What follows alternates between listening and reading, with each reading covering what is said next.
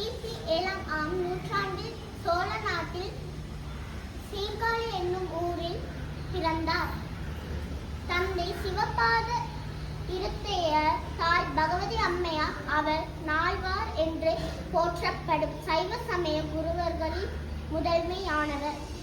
3 வயது குழந்தையாக இருந்தபோது தந்தையுடன் சீர்காழி திருத்தோணி அப்பர் கோயிலுக்கு சென்றார். அந்த குழந்தையை சமாதானப்படுத்த தந்தை குளத்தில் இறங்கினார். அப்போது உமாதேவி அம்பிகை தோன்றி தன் திருமுலைப்பாலை குழந்தைக்கு ஊட்டினார்.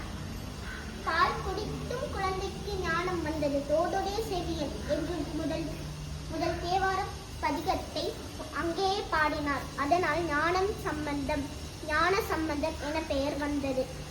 அந்த காலத்தில் தமிழ்நாட்டில் சமண பௌத்த மதங்கள் செல்வாக்காக இருந்தன.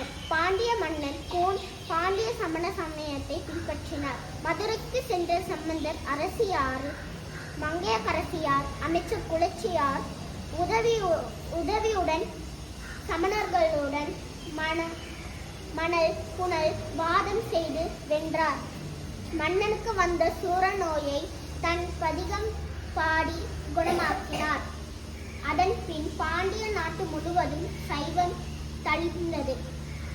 அவர் பாடிய 16,000 பாடல்களில் 384 பதிகங்கள் மட்டும் எமக்கு கிடைத்துள்ளன. இவை முதல் திருமுறை, 2ஆம் திருமுறை, 3ஆம் திருமுறை என்ற தேவாரத்தில் உள்ளன.